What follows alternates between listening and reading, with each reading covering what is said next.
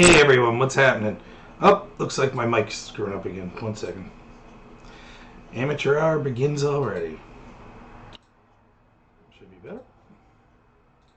So how's it going, everyone?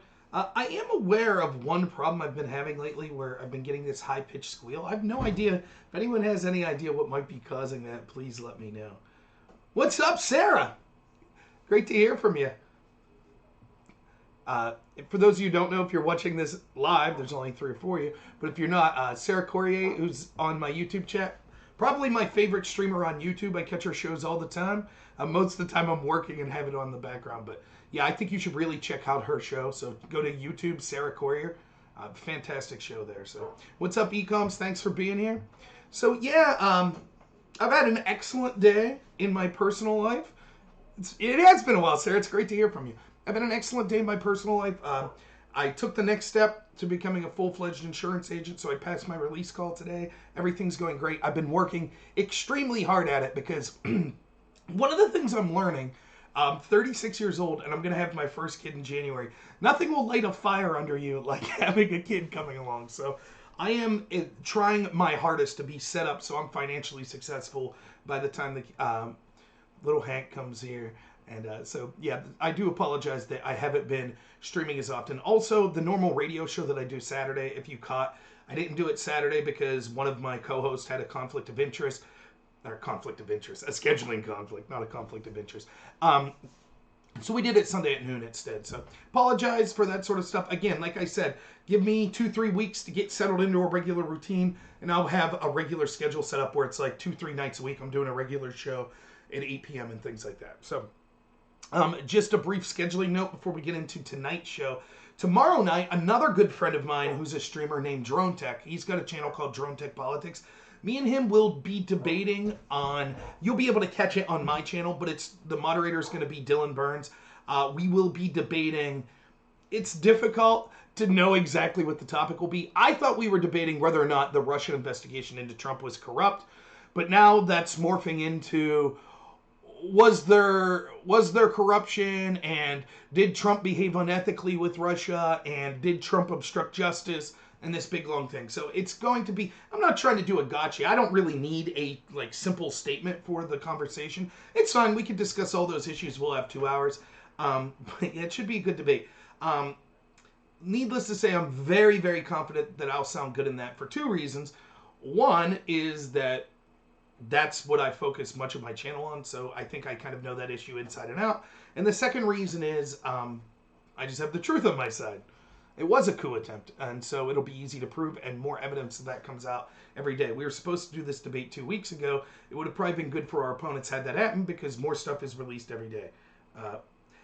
Yeah, Drone Tech will be my partner, and we're debating 2 people that believe, I don't know what they believe, Trump's a Russian stooge or a spy for Russia or something like that. So it should be an interesting debate. But yeah, Drone Tech and me will be on the same side of that. 1 second. Okay, work getting in touch with me. So now that I'm in the fast life of being an insurance salesman, I get work text all the time. So sorry about that. But yeah, thanks for asking, Ecoms. I should have clarified that. Yeah, Drone Tech and I will be on the same side of that debate. So it should be interesting. And I can tell you, if you want, we can talk a little about what that debate will be. They'll basically deflect. They'll say people connected to Trump talk to Russians, etc., etc. Hey, what's up, Ramon? Nice talking to you. Thanks for being here. So yeah, I thought what I wanted to do the show today on, at least to start with, was Trump returning from having COVID in, 48 hours, 72 hours? I think 72 hours he is back. Yeah, and I hear you 5+ on Twitch about CNN whining about the Secret Service. So that's sort of the stuff I want to talk about. So let me tell you a little, and this is going to be relevant to what I want to discuss with Trump coming back. First, I don't care what party you're in. I don't care if you're affiliated with politics whatsoever. I've never said that COVID was a hoax. No one serious did. Trump didn't say it. It is in itself a left-wing hoax that Trump called COVID a hoax. It is serious. the flu's serious. I think this is more serious than the flu. Obviously, when you talk about people of a certain age group, particularly over 75 years old, anytime anyone dies from an illness, it's tragic. My heart goes out to anyone who's who got diagnosed with COVID, anyone whose family member has died from COVID or loved one. I really do. I feel terrible about all that, and my thoughts are with you. I honestly mean that. And I feel the same way about the first family, President Trump and his wife Melania, everyone that was infected, that's on his staff. And I would feel the same way if it was Joe Biden, if it was Joe Biden's staff, if it was Chuck Schumer, Pelosi, whatever. I would feel the same way if someone in the White House press pool, like Jim Acosta or someone that I really can't stand, would get COVID. I don't wish it on anyone, regardless if they agree with me or not politically. And I think that if you watch my show, this isn't something that I'm just saying this. I hope that it comes across that I genuinely believe this. I've said I try to be even-handed when it comes to things like this, or even things like accusations and things like that with both sides. I had said for every time a Ruth Bader Ginsburg scare came up, I said, you're not going to hear me say that I hope she dies. I legitimately don't. I don't want to see her on the court anymore because I dislike her decisions, but I wish she would have lived a long, happy life with her family. That's truly how I feel. I feel terrible that she died. I know we all die. I get that, but I do feel terrible. And, remember, regardless of what you think about these people and how horrible you might think some of the things they've done are, they do have families. So you at least should have something in you that says, yeah, I could recognize that they have a family and that this would be a difficult time for them. And let me also preface this by saying, so that's who I am. Let me also preface this by saying I understand that there are extremists on all sides. And this is another point that I make on my show a lot. If you go back and you watch my channel from when I was starting about over 2 years ago, I remember doing videos talking about Steve Scalise being shot by a Bernie Sanders supporter. I did not blame Bernie Sanders. I specifically said that all political groups or politicians will have crazy people that support them. My favorite politician was Ron Paul, which my thoughts go out to him as well, who had a health scare there. Apparently he's doing well, but he had a health scare there a week or so ago. So thoughts out to him and his family as well. But there were probably crazy Ron Paul supporters. They're crazy Bernie supporters, right? The question is, what do the politicians do about the crazies? With Bernie, I think that it's clearly disproportional at this point. There are a lot of crazy Bernie supporters that are willing to have extremist ideology or embrace violence and things like that. But I didn't blame Bernie for the guy that shot Steve Scalise. That's just who I am. I don't blame a politician if people that follow, or a party, if people that follow them say heinous things. So, for example, I'm not naive. I understand there are Trump supporters and there are conservatives and Republicans that would say, like, yeah, we hope Ruth Bader Ginsburg dies. That's fine. It's their right to say it. That's not who I am.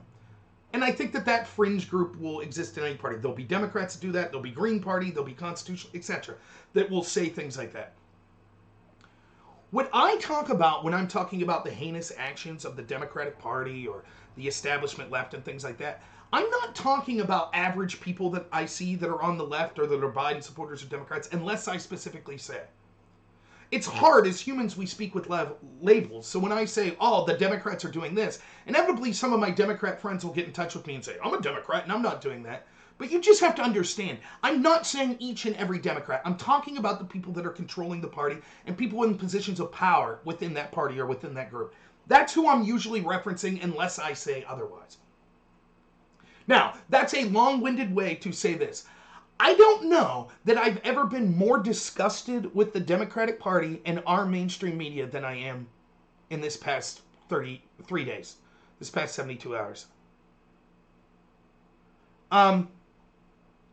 What's up, Zuchin? Longtime friend of mine from the Bub Top Secret days. How's it going, man? Jeff and Katz, how's it going? Courtney Knorr, that's my wife yelling at me because my office is now my baby's room. Temporarily until I could get them to wire the internet up to my office upstairs. Quiet, Courtney! She's watching hunting shows in the other room. So, but you can see, not just from the literal things that you see the blue checkmark people literally saying, I hope he dies, but you can actually see, it doesn't take a very trained eye, it's palpable how much the media class, the Democrats, want this man to die. How much they wish crippling illness upon him. And it is absolutely disgusting. It is one of the worst things I've ever seen. And again, the reason I had that big long preface was to make this point to you. I'm not talking about my lunatic friend that I drink with at the bar that's a Democrat. I'm not talking about him. I'm not talking about the person you see on Facebook that you knew from 20 years ago from high school that's always putting left-wing garbage up there. That's not who I'm talking about. Of course you expect those lunatics to be lunatics. I'm talking about mainstream people in positions of power in places like the media. What's up, Jeff? How's it going, man? That's what's unbelievable to me. Now, of course, there are regular people as well. Now, let me make something clear. If you're one of my friends out there and you're on the left, I'm not saying you have to like Donald Trump. I get it, you hate him. I'm not saying you have to say, well, I guess he should win the election because a tragedy happened to him. I'm not saying that at all. But if you find yourself saying, good, I'm glad this man got sick, or he deserved to get sick, you might want to look in the mirror. And I'm going to talk about how hypocritical this is and what the counter to this would be and how disgusting it is. Right, and I agree with you, Jeff and Katz. I feel the same way. I'm not a Biden fan. I don't want him to be sick at all. Even when we're talking about Biden losing cognitive abilities, I wish he wouldn't. I honestly mean that. I think that Alzheimer's and dementia is probably my biggest fear, other than losing my family or things like that. But like losing your cognitive abilities, that scares me to no end. I don't wish anyone through that, regardless of what I think of them politically. You know? Everything is going good for us, Jeff. Thanks so much. But it's not just people on Twitter, Jeff. It's the mainstream media, and you can see how they acted. Now, let's talk about real quick what happened with the mainstream media. They put forth every conspiracy theory you could imagine about how Trump was on death's door. They were gleeful in the way that they reported it. They had all sorts of things. Should we invoke the 25th Amendment? Should he no longer have power? Again, they had no evidence that he was on death's door or anything like that. And they can't help but say, perhaps he should no longer be president. Maybe we should invoke the 25th Amendment, etc., etc., etc. Then they talked about, how sick he must be. It was his fault for not wearing a mask and this, that, and the other. And Jake Tapper said, this is basically karma. He's the victim of his own negligence, just like he's been negligent as a president when dealing with COVID and things like that. We'll talk about COVID as the show goes on. Don't worry. I mean, this is incredible. It's absolutely incredible. This is the leader of our country. If Hillary Clinton had won, I despise Hillary Clinton. I think she should probably be in prison. She should at least be facing charges. I would not, if she got COVID and was our president, and I despise her. And I'm talking about war crimes that I think she's committed. Like her joking about Gaddafi being tortured, stuff like that. I still wouldn't wish that she died of an illness or got terminally ill or something like that. I wouldn't. She would be the president, and I would say I hope she comes through for her sake, for her family's sake, and for the good of the country. I hope she loses the election. I hope maybe she's impeached and she faces charges for the crimes she's faced. But I don't wish her to get an illness and die. But we couldn't see that. And you know that had this been the opposite way, had it been Joe Biden that got sick, the media would have been a 180. They wouldn't have said, well, that's what Joe Biden gets for being negligent. Oh, Joe Biden, he should suspend his campaign, blah, blah, blah, blah, blah, blah.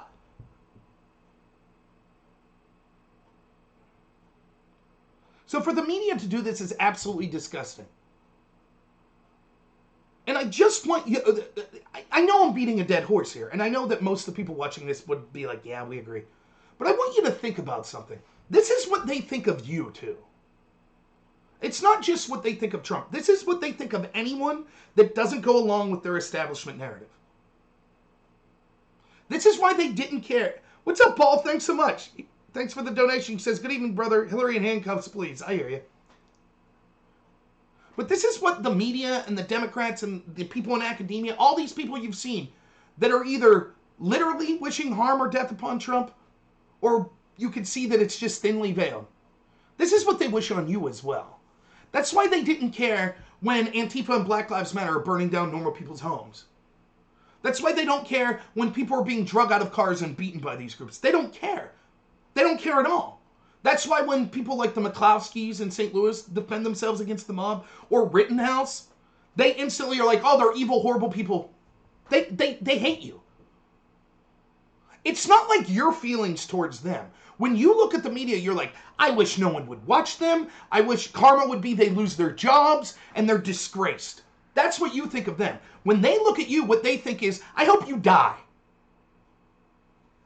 I hope you get put in a re-education camp, as Bernie's workers said. That's what they truly believe. They want you groveling. I've told you, they're taking away your right to defend yourself. They're taking away your right to free speech. They want you censored. They're taking away the police protecting you. Your rights to them are to merely be beaten by their mob when they feel like it. That's it. You could get on your knees and pray to the mob. You could pray they don't beat you. That's it. That's your only rights. You're not allowed to defend yourself. If your car's surrounded, are you allowed to try to go around them? No, that makes you a white supremacist murderer, as the NPR said. As a black woman in dreadlocks did just that. But NPR took her picture and said, white supremacists trying to run over Black Lives Matter people. Ah, my buddy Jeff. I miss you too, man. We'll have to hang out sometime. I know with the illness and everything, it's been difficult. We haven't seen many people, but thank you so much. I will have to head out to the taco shack at some point as well.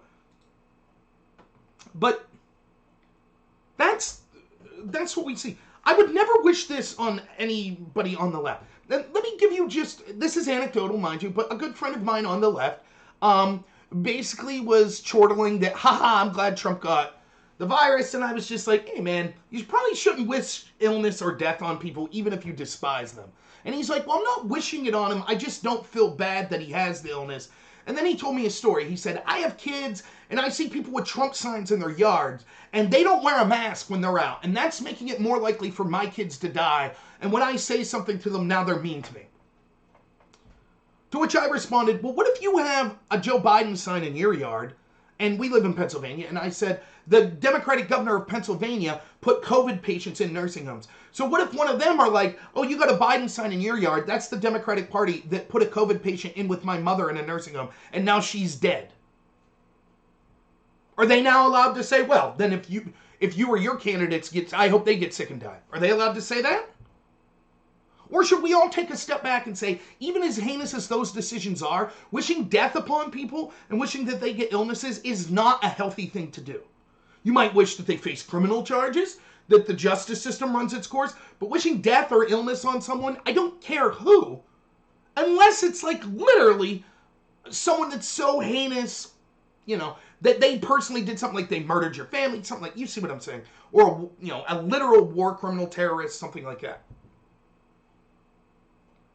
See you, Jeff. The response I got was, and this isn't a dumb person, the response I got was, if Hitler got sick, would you have been upset? Wouldn't you have wished him ill? Trump is Hitler. Not even Trump is like Hitler. Trump is Hitler. This is someone that I would still hang out with. This is someone that you might have disagreements with a friend of mine. You go out drinking with, hang out with, go to concerts with. Trump's Hitler. I support Hitler then, by proxy, right? I'm a Trump supporter. So I support Hitler. What would you do? Wouldn't you cheer for Hitler to get a disease? What would you do to Hitler's supporters? To the Nazis? Would you just idly sit back and chance them winning an election? Or would you wish ill on them? Hell, would you go out of your way to enforce ill will on them? Do you see the problem? This isn't an accident. People aren't acting like this out of malice that they've grown purely by themselves. Let me put it a better way. These aren't, when I said that I understand each group will have extremists, each political party will have extremists, and I don't judge the group for that. We're not seeing extremists in the Democratic Party. This is the logical extension of their arguments that they believe. Michael Tracy, who's a left-winger, journalist, I saw put this argument on Twitter. And it was to the few to some of the Democrats that were saying, well, we hope Trump gets better. He responded, but wait a minute, you called Trump a Nazi. Why would you wish a Nazi gets better?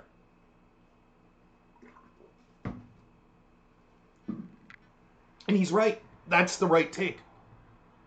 If you literally believe that the other side are Nazis, what wouldn't you be willing to do? When the leadership and the people in positions of power on the establishment left can barely contain their glee at the president getting COVID, what do you expect the average voter on the left to act like? And the irony of all ironies is, everything they accuse you of is exactly what they are. And so when they say Trump and his supporters are divisive, has Trump wished death on people? Has Trump wished illnesses on people? By the way, this isn't just, oh, well, you expect CNN and the New York Times. There are figures on the left that we're supposed to look at as if they're sort of more magnanimous. Oh, they're uniters. They're on the left, but they're different. They're not the Hillary Clintons or the Joe Bidens. They're different. You want to know who one of those people is? Andrew Yang, right? He's different. Universal basic income, super polite guy. He's not a negative guy. He's upbeat, right? Go back and look at Andrew Yang's tweets after we found out that Trump had COVID. Did he tweet, it's a shame, praying for the country and the president and the first lady? Did he say something like that? Nope. You know what he said? I hope Biden doesn't have COVID. That's the feeling of someone who's a disgusting person. Oh, the president has COVID? I don't care at all. I just hope that my guy I'm voting for doesn't have it. There's Andrew Yang for you.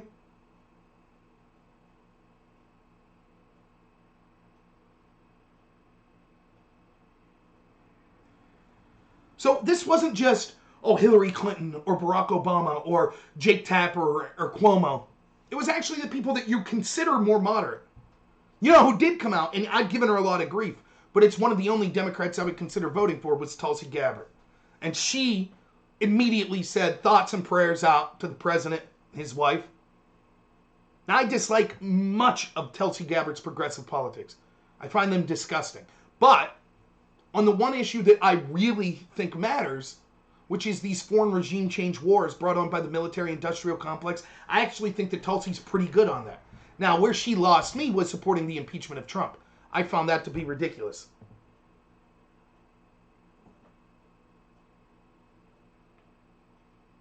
But that's what we see. Now, let's go to the specifics, right? So then Trump, there's all these conspiracy theorists going around in the mainstream media. Notice, by the way, how notice how the left told you you have to respect all of these doctors and you have to listen to their opinions. But as soon as a doctor or something says something that they disagree with, they treat them as hostile.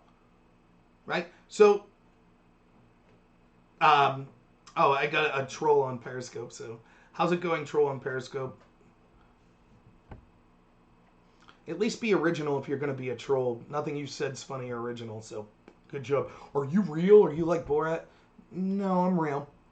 So they immediately start attacking the doctors that are talking about Trump's health condition as hostile. They're hiding something. Something's up. This is nefarious. They would be the mainstream media, blue checkmark class that are Democrats. Oh, you're not a troll? Is it just an act? Are you like Borat or something? Oh, you're dead serious. Oh my goodness, dead serious? Whoa, watch out everyone. This guy's dead serious. He's got some serious points to make. Like, LOL, dude, what's your deal? I have so many questions. Is this an act? This dude is dead serious. Whoa. What a loser. Do I think George Soros is a puppet master? I think George Soros is one of many international globalist oligarchs that are funding things to purposely disable the working class in the United States. There are others, Bill Gates, Zuckerberg, other social media type people. Watch out, Jeff and Katz. Mark is dead serious. And you can always see, they come on and they think that they're going to get you. Oh, well, the obvious reasonable... What did I say that was unreasonable? That blue checkmark people were wishing death on Trump? That's easily verifiable. We could go see it. That blue checkmark media class said that Trump's doctors were lying and that they pushed all sorts of theories about how, although they didn't have proof, Trump was incredibly ill. That's easily verifiable. But somehow it's like, oh, well, what about George Soros? Because he thinks he's going to make some point to, like, his communist friends on the left, and he'll be able to say, look at how ridiculous this guy is. Because, of course, they can never argue the actual points of the issue. They have to live in an alternative reality and act like the things that you could actually see in front of your face aren't occurring. So, am I aware that I suffer from the same disorder that anti-Semites do? No, I don't follow the left or Louis Farrakhan. I'm not Governor Cuomo today that's threatening synagogues to shut them down. That's your side. You're the anti-Semites. I don't follow that whatsoever.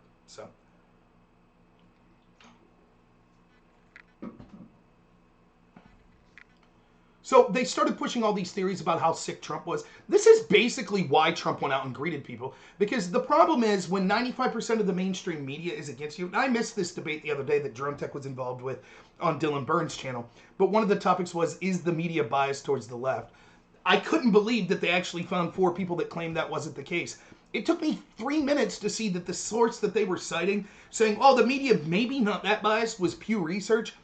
Pew Research did a poll from July 1st to July 31st, and they looked at the 4 major networks and found that the coverage of Trump was, and I'm quoting, 150 times more negative than their coverage of Biden. And you're still going to argue that there's not a bias? So when you have all these people saying, oh, the president, intentionally invoking fear and confusion in the American people without evidence, saying Trump might be dying. He could, oh my God, he might be on, he could be on this medication, he could be on that medication, his scans could have showed this, it could have showed that. So they're just running their mouth for no reason.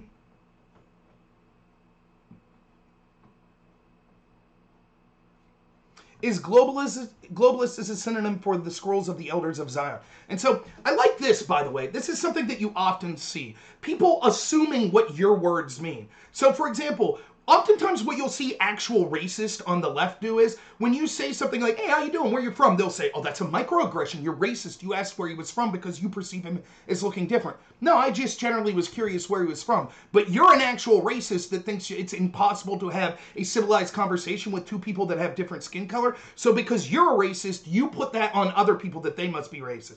So no, when I'm saying globalist, it has nothing to do with Zionism whatsoever. If you watch my show a lot, you would know that I defend Israel, that I've also criticized Israel, but that I say it's a complicated situation, and in no means, for example, I've defended Trump moving the embassy to Jerusalem. I've said that the UN is disgusting, that their condemnations are almost universally directed at Israel, which is a farce. But I've also said that I think groups like AIPAC and other countries that have lobbyist groups are unduly influencing our foreign policy decisions. So that puts me somewhere right in between. The fact that when I say globalist, you think that means Zionism proves that you're probably an anti-Semite, like so many other people on the left.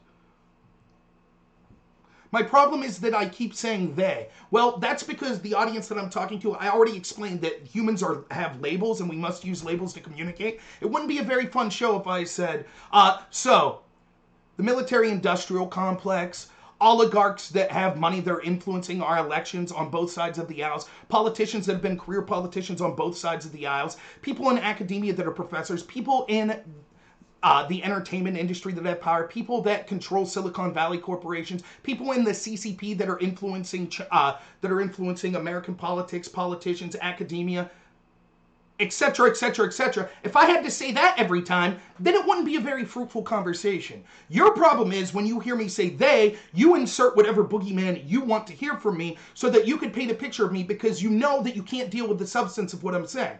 And this is a common tactic that we see used on the left. You claim that we're dog whistling to racism, but that's just because you're a racist.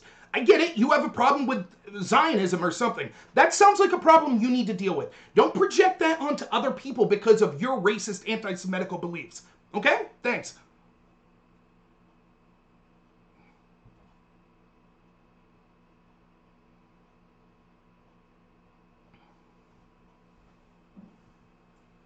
What a joke. I love when people like this come on. It makes my show. I could do a show like this every day. Just some moron coming on. You said they. They is bad. How can you demonize they? You're right. You're right. That's a fair point. It's not fair to ever criticize anyone. You're right. So we should just sit here and say everyone is good. Everything that happens is good. I don't want to say they. For example, murderers are bad. I really despise people that are murderers. They're disgusting people that should be locked up to the fullest extent of the law. Oh, I said they should be locked up. Who am I to demonize they? That's a horrible thing. Yeah, I know, Jeff. He's going to get me in a gotcha moment. It's okay, Mark. No, I get it, Mark. I understand anti-Semite white supremacists like you following your leader, Joe Biden and Louis Farrakhan. I get it. You think if you're not black, you shouldn't vote. You're not black. If you don't vote for Biden, you think that they're super predators and needed to pass a law like Biden did. You haven't once denounced white supremacy since you've been on here. You're on here shouting about the Zionist or something like that. I get it. You're a white supremacist. So I'm going to ignore you because I ignore white supremacists. But thank you for participating with the show anyways. You anti-Semite white supremacist. Thank you.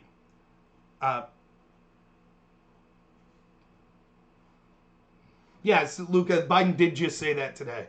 The only reason I was able to stay home through the pandemic because the woman stocking the grocery shelves was black.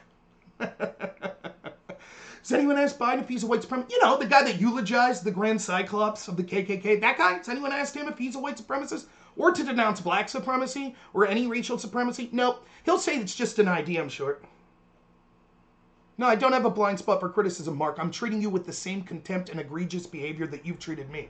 You assume that I'm an anti-Semite or something because you don't understand the language I'm using, so I'm treating you with the same sort of criticism. And you say, well, wait, you don't understand me. How dare you do that? No, I'm not doing what I'm criticizing you of doing because I don't see that's what I'm doing. I'm doing it intentionally, and you're so obtuse that you can't even pick it up. Oh, so when I come on to someone's show and I start lobbying accusations at them, and they do the same thing to me, I'll say that, hey, isn't that ironic? You're doing the same thing I'm doing to you? Yes, that's the point. To show how ridiculous your position is.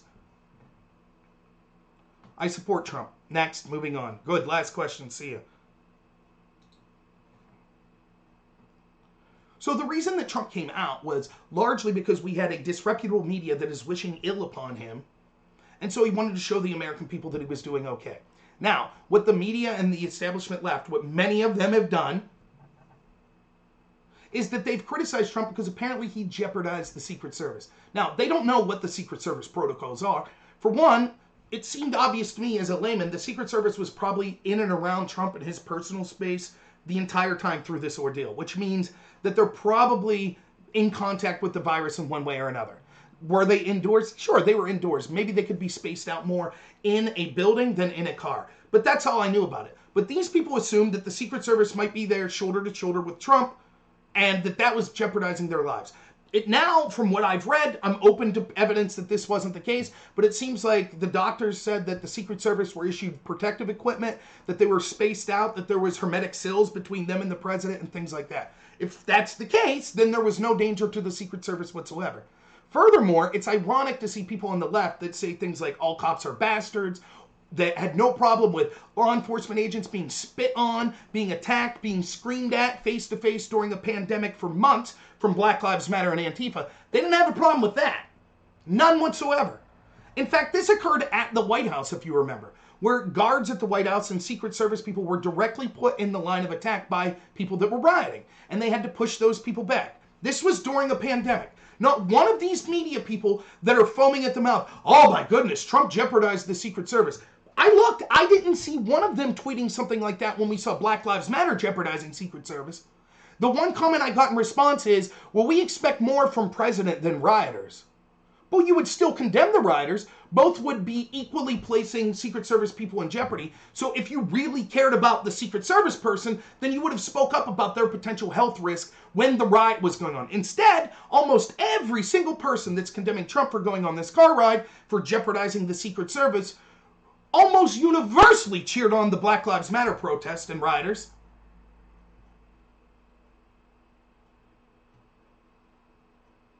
Now, what that ignores is, again, there's a difference between you're a Secret Service person and you have sworn to protect the President of the United States. And the President of the United States, I don't care if he wants to go out for ice cream and he's sick. That's your job. Now, would it be callous of Trump to endanger a Secret Service person if it was something so trivial? Perhaps. But I don't think it was trivial to show the American people that the leader of this country is strong and not death-ridden like the media was reporting. I don't think that's trivial at all. In fact, I think that's one of the most hopeful, great things that could happen. I would have said the same if it was Barack Obama. And it ignores the fact that not only precautions were taken by the Secret Service to make sure that they had equipment so that the virus wouldn't transmit, but it also ignores the fact that those same Secret Service people were with Trump all along.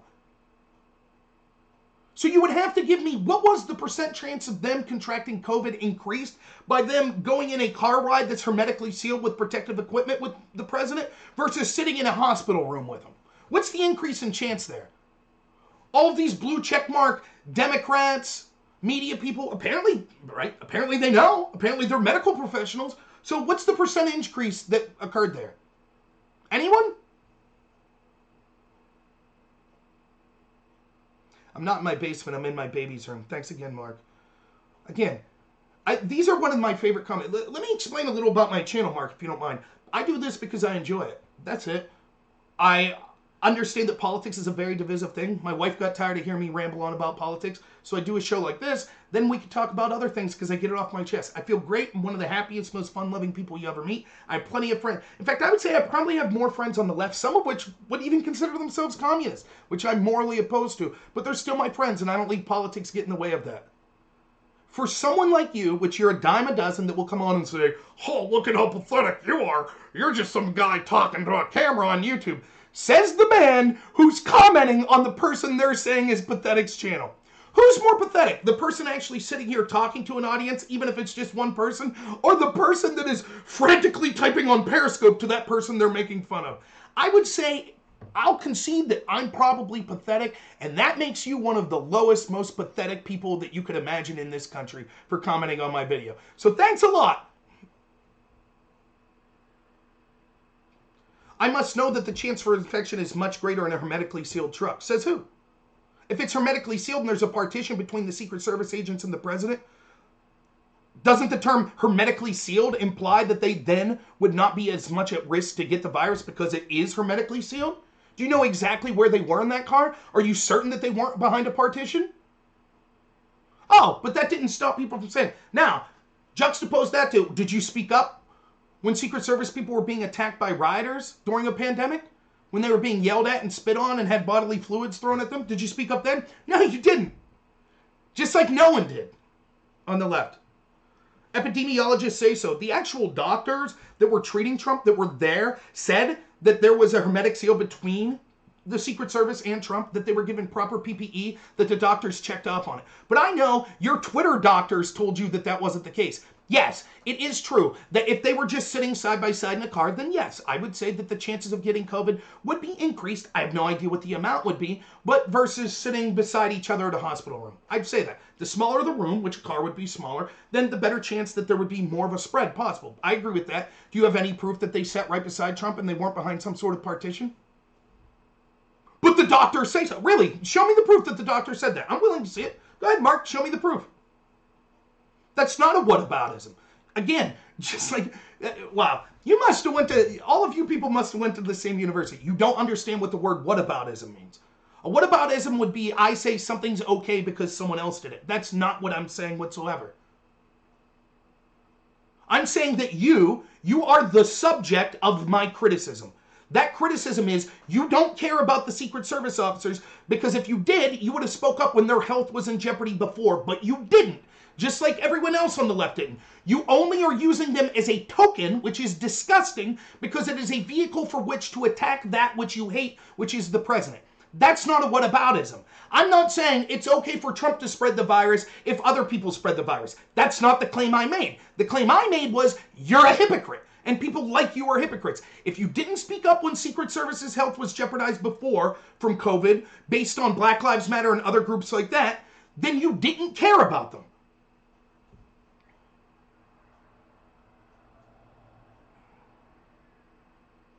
And that's what the doctors said that were specifically there. The point is, I know enough to know this, right? Mark, let me give you an olive branch. I know enough to know this. I don't know what the situation is when the Secret Service got in the car with him regularly or if there was differences.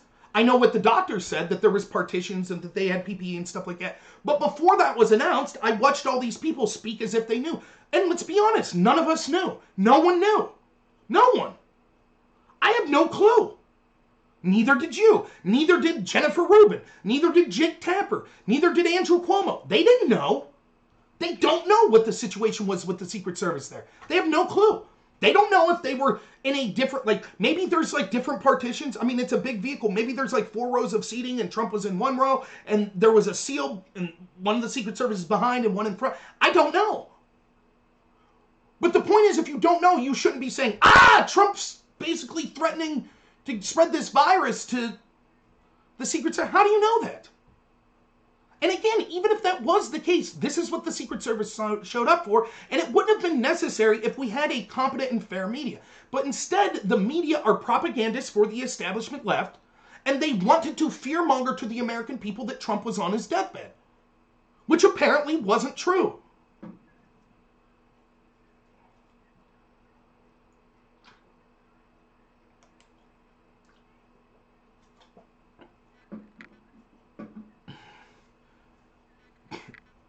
And then Mark, of course, and this is what we call the laundry list theory, what Mark's doing right now, which is there's a point made, you rebut the point, and then they say, yeah, but here's something else. So now we're to the question of, oh, but Trump downplayed COVID in early November, and so therefore, blah, blah, blah, blah, blah.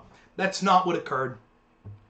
We could get into that issue as well. But this is commonly what you'll see as a tactic, which is you make a claim, it gets rebutted, so you just switch to another claim. And then a week from now, if Mark was on here, Mark would say, oh, Trump didn't care about the Secret Service and he spread this. So, for example, let me give you a classic example. Trump said that Nazis were good people. I had someone on my channel say that about a month ago. I said, okay, that's not what happened. They said, just because you said that doesn't prove it's true. I said, okay, stick around. I'm going to read word for word Donald Trump's 3 speeches after Charlottesville. You stop me when he said Nazis were good people. Ready? Let's go. And I read those speeches, and I showed that the section that was being implied where he said there was good people on both sides, literally after he was interrupted, the next thing he says is, clearly I'm not talking about the white supremacists and Nazis. I condemn them. They should be rejected. That's what he said. It's just the media lied to all these Trump haters, and they just cut that part off. That's what happened. So as I go through a half hour of proving this is garbage, here's all 3 speech, the person just disappears. A week later, I see the person, and they say Trump said Nazis were good people. You see how that works? They just repeat a debunked lie over and over again. And then if they do stick around, they say, oh, okay, well, anyways, what about this lie? And then you go and you debunk it. Yeah, but what about this? And I actually had someone say this to me on Facebook. But Rob, how could you defend Trump? Because there's so many claims against him. Surely at least one of them is true. Well, why wouldn't we apply that to the same with Obama or Hillary? You know how many claims are there? There's like been 40-something people connected to Hillary Clinton that have died under mysterious circumstances. Well, I guess she must have killed one of them, right? Will the left accept that? Are they going to accept that argument? There are a lot of shady claims about Barack Obama. Does that mean one of them must be true? Therefore, he must be a evil, horrible person? That's not the way argumentation works. If you're going to make a claim that says someone's a monster or did something incredibly heinous, then the proof, it's incumbent on you to provide proof for that claim.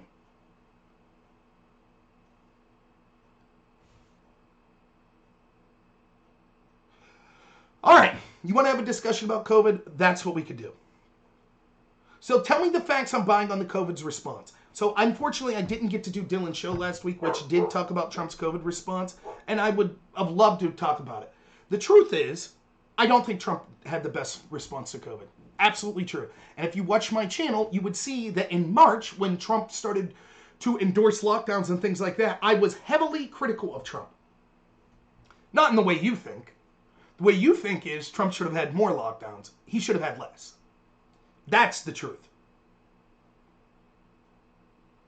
Now, let's start with some truths. We had the premier health expert that was tasked with defending against COVID was Dr. Fauci. Dr. Fauci in January was doing interviews on CNBC or MSNBC where he said, yeah, COVID's out there, but the regular flu is more serious. It's something they'll keep their eye on, but they're not really worried about it. We had the media and Democrats saying all through February that Trump was just fear-mongering, that actually the fear of the virus is worse than the virus itself.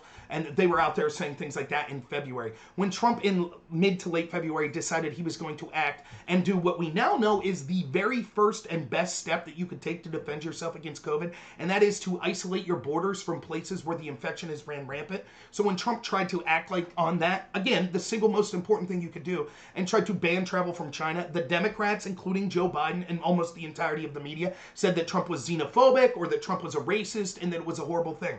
During this same time, Nancy Pelosi, who, by the way, would also be getting information from medical experts, etc., famously said, I'm down at Chinatown at a festival. Come on out. It's safe. It's just come out. It's a good thing. It's safe. Come on out. So they were downplaying it even when Trump was trying to do things that would have been minimally invasive to the freedoms of the American people and was trying to do the most important thing to fight back against the virus. There's a list I have somewhere that I'll come up with of like dozens of things Trump was doing. He was freeing up money for PPE. He was, working with task force and things like that.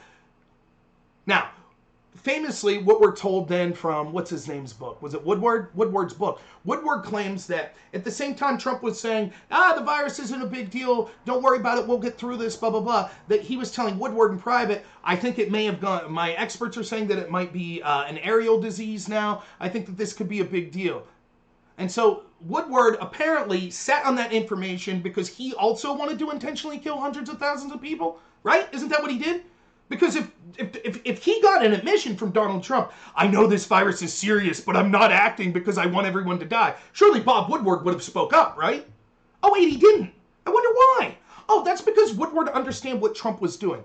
One of the things the health experts said during H1N1 under Biden and Obama was that Biden himself fearmongered and actually caused undue pain and death because he fearmongered about H1N1 at the onset of it, instead of leaving health experts incrementally develop a response to it and not scare people into overreacting. Biden did the exact opposite and fearmongered people. Not only did it not save any lives, but it actually harmed people. Now, we have Dr. Fauci that came out and said that actually Trump wasn't doing anything that was different than they were having in their conversations. Now, understand, this might seem crazy to you out there. This might seem crazy, but Trump's not an epidemiologist or a virologist. So all he could do is listen to the people that were appointed around him. If your criticism is Trump's appointed bad people around him, couldn't agree more. The director of the CDC sucks, Fauci sucks, Dr. Birx sucks. I agree with all that. Unfortunately, it's the Democrats that are pointing to those people as the experts that we should be listening to. When even Fauci comes out and says, yes, Trump was basically doing what we recommended, then I don't understand how this comment, if Dr. Fauci's telling him, we don't want you going out there and fear-mongering people, then what was Trump supposed to do? Ignore Dr. Fauci? Because then you on the left would be saying, remember, there was a run on toilet paper, and the CDC and Dr. Fauci were worried that people were all going to go out and buy up all the masks. And then the nurses and the doctors wouldn't have the mask. So do you think it would have been a good idea for Trump to come out and say, we're all going to die, we're screwed? And we know that this is exactly what the left wants him to do, put him in this double bind, because when Trump gave hopeful messages, for example, talking about potential benefits of things like hydrochloroquine or infrared disinfectant light to treat this, they all said, how dare Trump say that? Because they don't want Trump talking about potential cures. They want this country to be incredibly fearful, locked up, and intentionally giving away their rights. So that the establishment left, and the establishment in general, can further erode the rights of the middle class and destroy the economy. That was the intent. And they're doing that because they want power, and the more that the economy is destroyed, and the more that people are miserable, the better chance that Trump will be blamed, and they'll win in the 2020 election. So no, I don't blame Trump for not coming out with his hair on fire saying, we're all going to die of COVID. I don't blame him. I think that he approached it soberly and seriously at first by trying to ban travel from China. That was an infringement on rights, albeit a small one that seemed prudent at the time, and he was pushed back against by every single person on the left, including the candidate for president, Joe Biden. I don't think that he was necessarily wrong to not come out with his hair on fire and to give a sense of optimism. I don't think that was wrong whatsoever. We don't know, as I admitted on my channel, we didn't know the severity of the disease or how many people would be affected, but we do know that fear-mongering would cause real problems right then. So if you do a cost-benefit analysis, what would the cost or what would the benefit have been if Trump came out and said, I think this one airborne, everybody should stay at home, my God, you may all die. What would the benefit have been of that?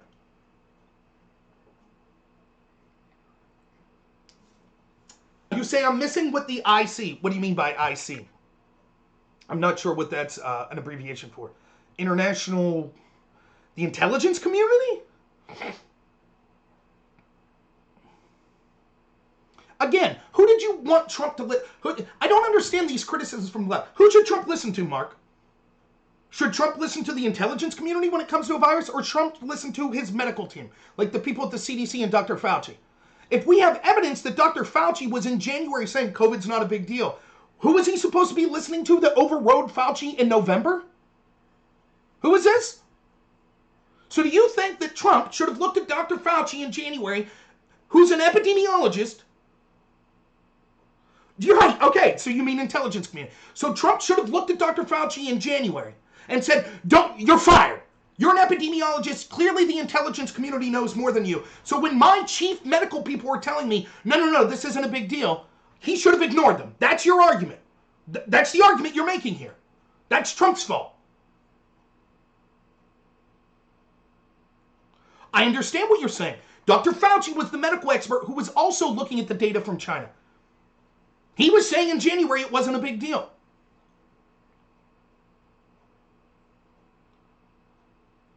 Right? So he should have listened to the intel. So I just want to clarify this. So everyone knows, here's the criticism we have from this person of Trump. Trump should know, when it comes to medical advice, not to trust the medical experts and instead trust people in the CIA and the FBI. You got that? That's Trump's fault. He should have known. Trump should have known. You don't trust the man. I suppose then your argument would also be, if we're talking about, like, you know, espionage and matters of terrorism and other foreign policy issues, I guess then Trump should listen to the medical experts instead of the intelligence community. Right? That makes sense.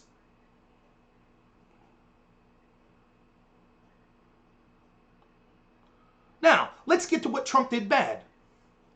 I said on my channel in mid-March, I know not, let me give you my background. I'm not a virologist, I'm not an epidemiologist. I know next to nothing when it comes to illnesses.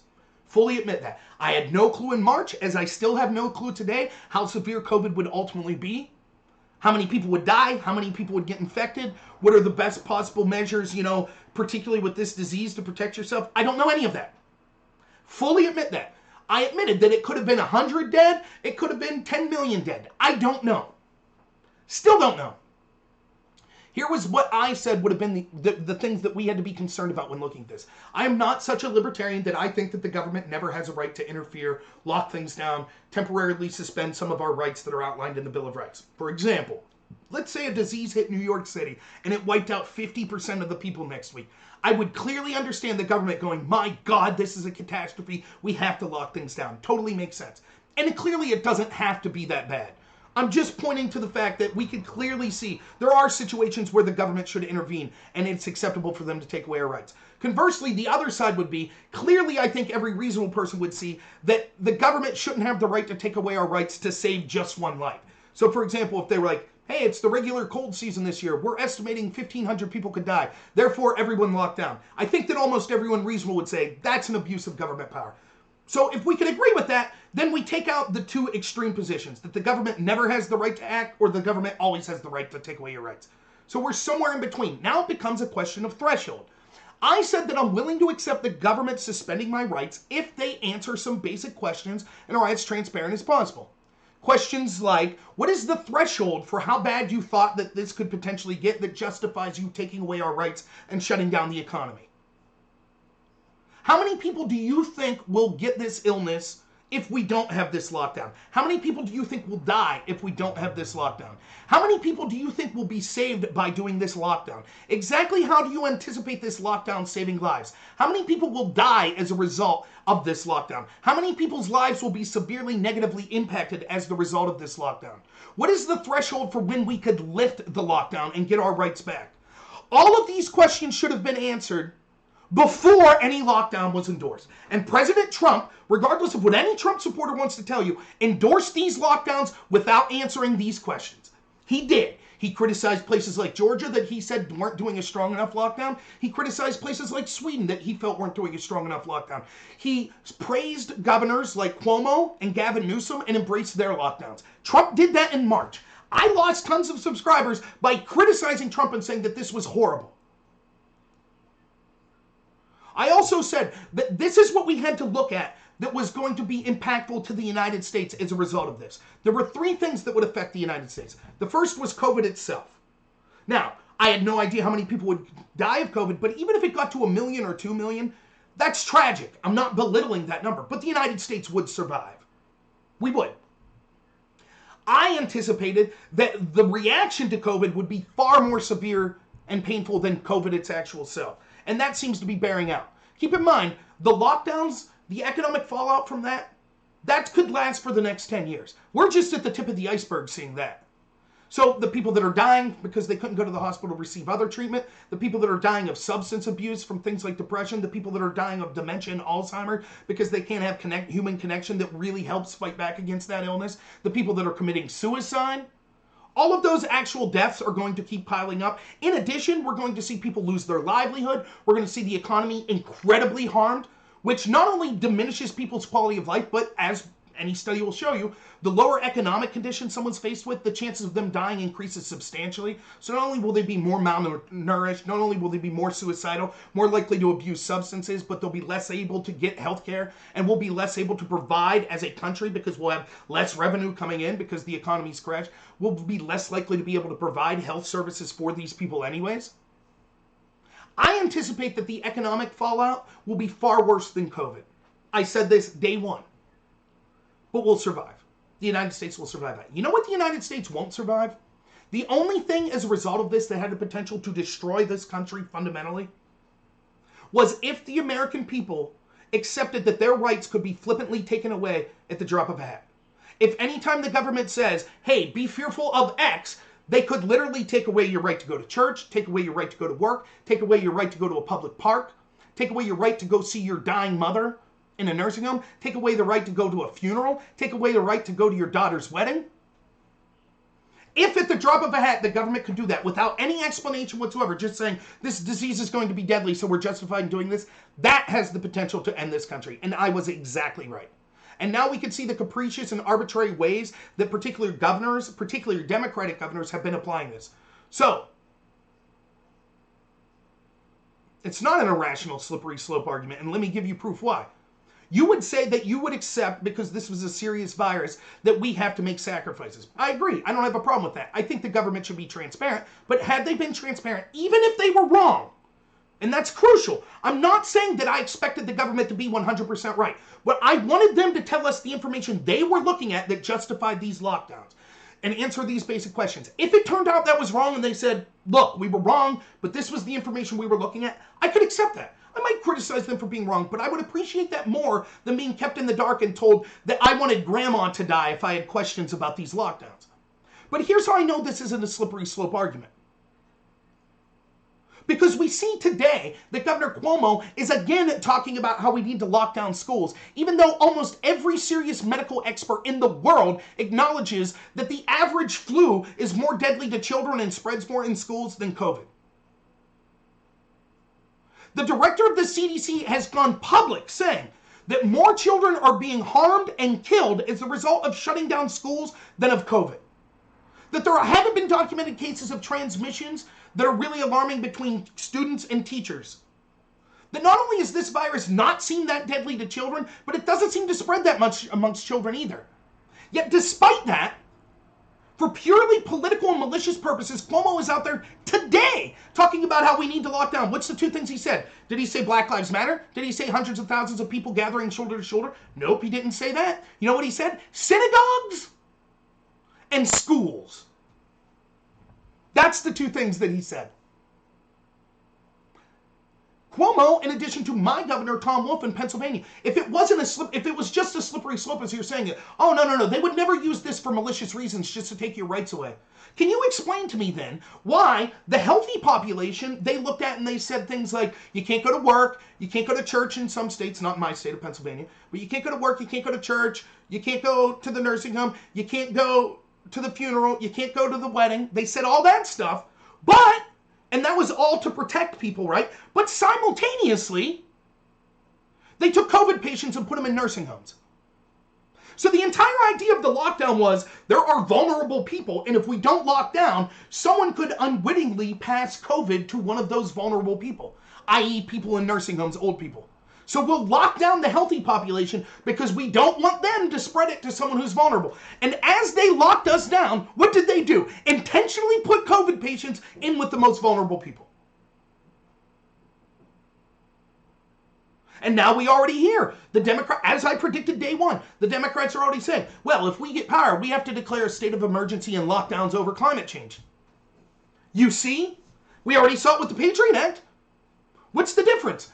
If they say, hey, there's this disease out there, we can't tell you much about it, but we need to take all your rights away, what's to stop them next year from saying, hey, there's a terrorist out there, they're going to launch a dirty bomb, so we can't explain it all to you, but we need to take your rights away? What's the difference? Hey, there's climate change out there, we can't explain it to you all, but it's going to kill us all, so we need to take your rights away. What's the difference? Someone explain to me, it seems to me at least every 2 years, I'm 36 years old, it seems to me that every 2 years there's a new virus that's coming in the United States that's going to be absolutely devastating. Mad Cow, and MRSA, and West Nile, and H1N1. On and on and on and on and on. Who's to say? Now, let's just take West Nile. Would West Nile have justified the lockdowns that we see today? I think anyone with any common sense would say, of course not. If West Nile comes back next year, why won't there be lockdowns? How isn't every single argument that's been used for these lockdowns under COVID also going to apply to West Nile? Well, we don't know. It could be significant. Scientists are predicting that hundreds of thousands could die. Do you want grandma to die, or are you so selfish?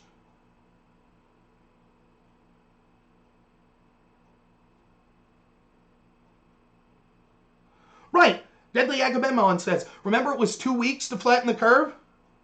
What happened to that? What does the statement flatten the curve even mean? Flatten the curve, that doesn't mean less people get sick. If that's what they meant, that is what they would have said. The argument went something like this. Look, this virus is going to spread, but what we need to do is flatten the curve, because the real problems will come if our hospital systems are overwhelmed. So if there's a spike in hospital, so the idea is this. Let's say you have a little town and you anticipate there's 30,000 people that live in that little town, and probably 10,000 of them would get COVID.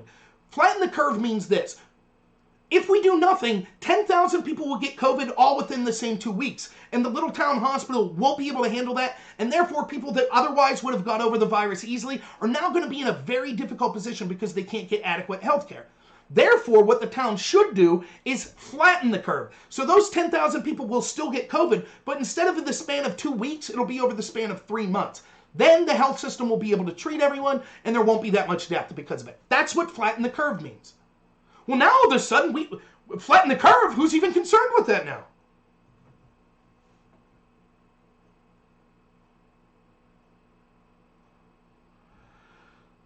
Mike Oxmo on Twitch says, my opinion is relevant. The White House press secretaries tested positive. Facts matter. Science matters. Bring on November. I agree. Facts matter. Science matter. Who said that the disease couldn't inflict people? How does the fact that the president got COVID in any way diminish anything that I've said at all?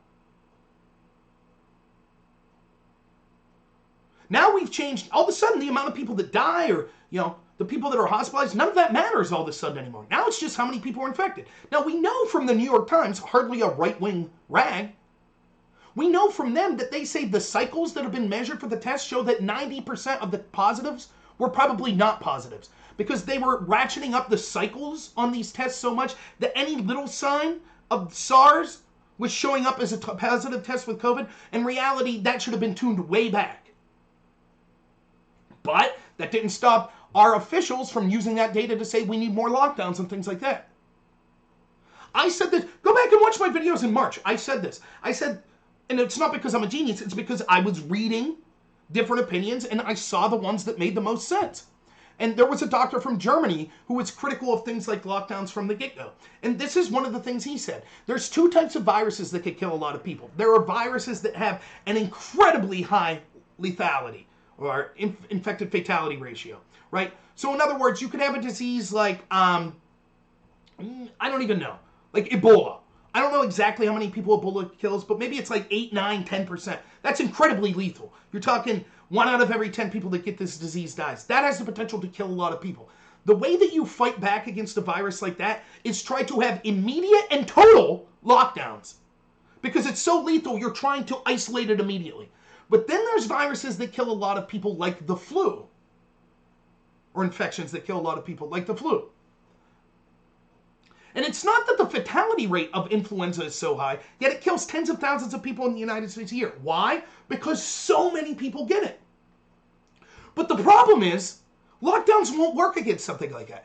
Unless you isolate that flu almost immediately and totally lock down, it's too late. It's already out there. So what we could do is protect the most vulnerable, make sure that they're getting resources, and monitor everyone else. If you get sick, stay home. But our job as a government is to protect the most vulnerable. Our governments at the state level did the exact opposite. They intentionally infected the most vulnerable and locked down the healthy. That is the worst of both worlds. And the other thing is, even if you want to go with a lockdown strategy, that lockdown needs to be near complete. That means you're not going and hanging out with your pals at Walmart. You're not standing shoulder to shoulder with people at Home Depot. All of this stuff happened during our lockdowns. This makes no sense whatsoever.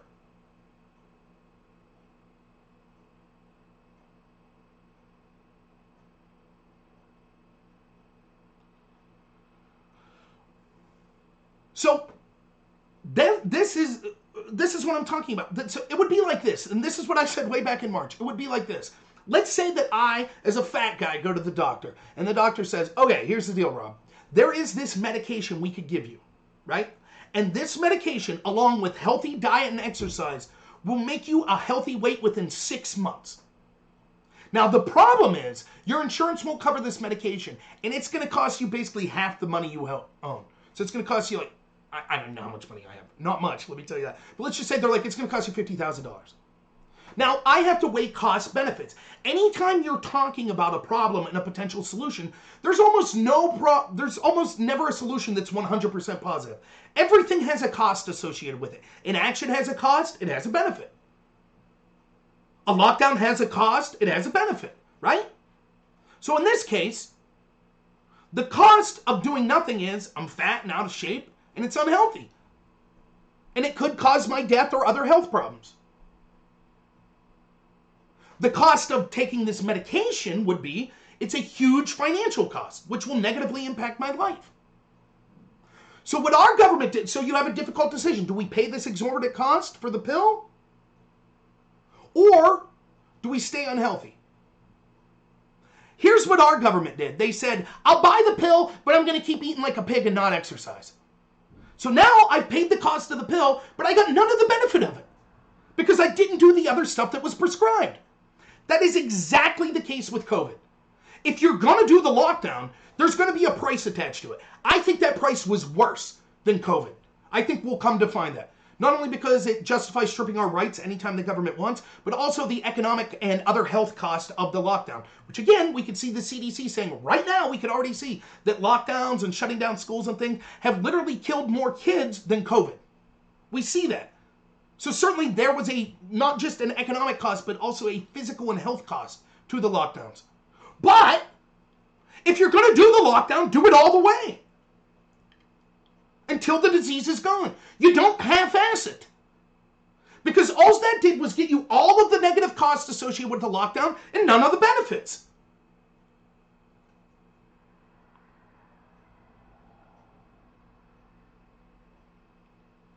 The idea of flattening the curve, again, was saying, we understand everyone's going to get this illness, but we just want to spread it out so that hospitals can take care of them. But the problem is they had to change the narrative because under that system, there is no justification for lockdowns right now. We should be back to business as usual. Again, if you read the original paper of the Imperial College model that was used for Britain's lockdown and was used as a big part of the United States lockdown, if you read it closely, it says that immediate lockdowns would be needed for at least 18 months. And if you didn't lock down for 18 months, guess what would happen? Let's say you locked down for 9 months. Well then, as soon as you start back up, that disease is going to spread. So they said the lockdown would be necessary until there was a vaccine, which would be at least 18 months. Why weren't the people embracing the lockdown honest with that? Why didn't they tell us that? Because they knew the American people would say, as tragic as it would be for hundreds of thousands of people to die, we can't survive being locked down for 18 months. Tens of thousands, if not hundreds of thousands, will die for other reasons because of the lockdown, not to mention the financial ruin that this will leave the country in. So instead they said, 14 weeks to flatten the curve. Oh no, it's just temporary. But all the while, the experts they were relying on said it's going to need to be at least 18 months.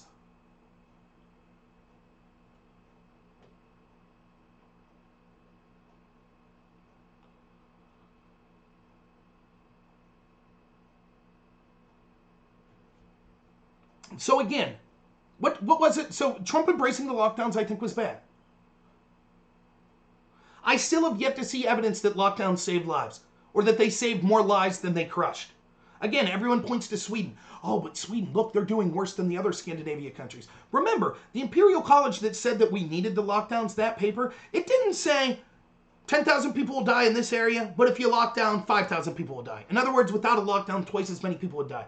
It said millions, up to 10 million, or up to 22 million, I believe, would die in the United States if we didn't lock down. And 500,000 would die in the UK if we didn't lock down. So in other words, it wasn't saying, if you lock down, you could save 2 to 3 times the lives that otherwise would be lost if you don't lock down. It was saying a magnitude of like 30. You could save 30 times as many lives if you lock down. So we would expect for a country that didn't lock down like Sweden, it's not just going to be a little worse than its neighbors. It's going to be a hellscape. It's going to look like The Walking Dead. You're going to see barren cities as this virus just ravaged its way through the cities and everyone's lying dead in the street. We didn't see that at all. At all. And now we're starting to see an uptick in other countries around Sweden in people testing positive for the virus. We don't know what the end result's going to be. But we know that the lockdowns will kill people and will destroy the economy. We know that. We know that it strips people of their rights. We know that. What we should do is protect the vulnerable, people with comorbidities, people that are extremely old, and then encourage other people to have common sense. If you feel sick, stay home. Try to get testing kits out there. If you're sick, stay home. But allow them to keep on with their life as usual. That way that they don't suffer the mental effects, the physical effects of the lockdown, and the economy's still going, which means there's more resources to put to those people that are most vulnerable. How are we going to have resources to care for people in nursing homes if the economy collapses?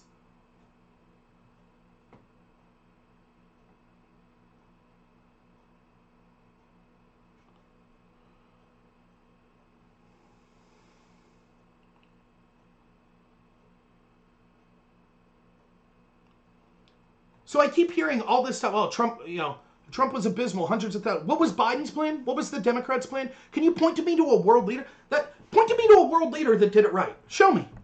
Who did it right? The UK? They locked down way before the United States. They have more deaths per capita than the United States. Was it Italy? Was it Spain? Point to me. Show me the country that you think did it right. Let's see it. If we take out in the United States the states that intentionally put COVID patients in nursing homes, if we take out their per capita death rates, the United States is right in the middle with the rest of the free world at per capita death rates of COVID. It's just that our numbers are inflated because we had Democratic governors that intentionally killed people. They put people with COVID in nursing homes, which resulted in tens of thousands of deaths. Now, this is even accepting that we've also provided an incentive for coroners and medical experts to claim that every death is COVID because they have a financial incentive for doing so. So I don't trust the numbers anyways. But I'm not even going to get in that debate with people. Let's just act for the sake of arguments if the numbers are true. How many of those tens of thousands of deaths were because we intentionally infected elderly people in nursing homes with COVID? While at the same time saying, oh, and if you don't agree with these Democratic governors, you want grandma to die. Let me ask you this. The countries that supposedly did better than the United States, did they have medical experts cheering for hundreds of thousands of people to go out and protest for Black Lives Matter? That's what our country did. Right? So one of the people I know on the left that's criticized Trump heavily, and by the way, it's ironic. I couldn't figure, I'm not good at editing because I would just bring up his Facebook page, but I don't want to show his name. But I don't know how to black it out, and I'm afraid I would scroll and you would accidentally see his name. So I'm not going to do that. But it was so funny because this was a person who started off in February saying Trump's a xenophobe, the virus isn't going to be that big deal, he's just a racist against China, to I can't believe Trump's trying to ban travel from Europe, I was going to go to Europe, this is ridiculous, to oh, here's an article from a medical expert that says just like the CDC, don't wear masks, etc. To can you believe Trump's a maniac who didn't take precautions against this virus, clearly it's a serious thing. Just like that, in the span of a week went from Trump's horrible for saying this virus will be a big deal, he's clearly just a racist, to I can't believe Trump didn't take the virus seriously and do something. That's what this person's own Facebook page showed. But we're supposed to just ignore that. Just like we're supposed to ignore that that's exactly what CNN did, that's what the Washington Post did, that's what the New York Times did, it's what Joe Biden did, it's what Chuck Schumer did, it's what Nancy Pelosi did. They all downplayed the virus when Trump was treating it serious, and then as soon as they thought that they could score political points, they say, oh, Trump's not taking it serious enough, we would have done more. Absolute garbage.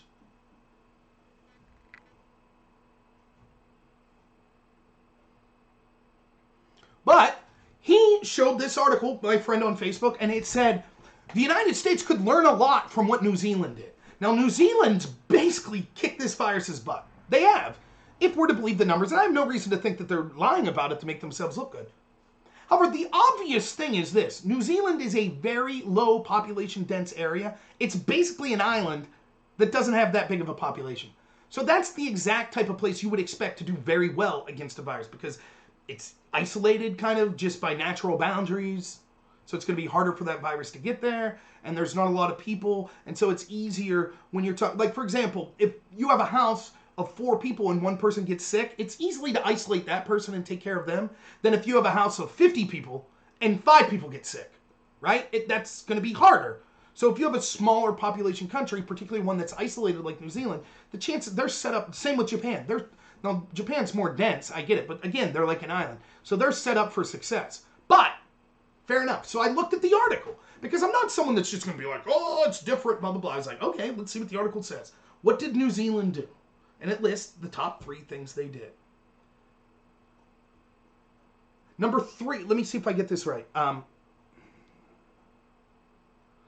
Oh my goodness.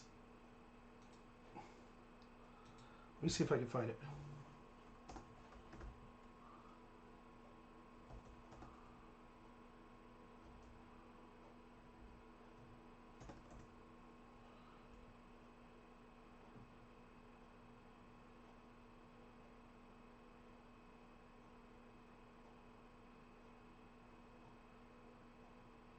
Well, now I'm reading, I didn't even check in on this, but New Zealand's now having more of an outbreak. So, but let me just see on the top of my head if I can think of this. The number 3 thing that they did, it said that they took kind of, that they were serious about telling people to socially distance. Well, the problem with that is, was there any health experts in New Zealand telling their people to go protest by the hundreds of thousands for Black Lives Matter? Remember, we have health experts in this country that said COVID's bad, it could kill millions of us. It's so bad that you can't go to your daughter's wedding, you can't go to your mother's funeral. That's how bad it is. You can't go to your work, you can't go to church. That's what the health expert said. We need to social distance, you can't go to all that stuff. Sorry, you might lose your house because your job's non-essential, you can't go. But, as bad as that is, white supremacy is worse. So go ahead and go out by the hundreds of thousands of protests. We had thousands of medical experts sign off on that. Was that happening in New Zealand? Yes, I'm aware that if you're on the left, you'll say, but those same experts said that there's no proof that those gatherings spread the virus. And again, that's not an argument for the medical experts. That's a reason to not trust the medical experts. If your argument is on one side of the road's a Trump rally, and that's going to spread the virus, but on the other side of the road is a Black Lives Matter rally that's 10 times bigger, and that won't spread the virus, you're a liar. You don't know what you're talking about. You're clearly politically partisan, and that we shouldn't trust anything you're saying about this. So that's number 3. The number 2 thing, I can't remember exactly what it said.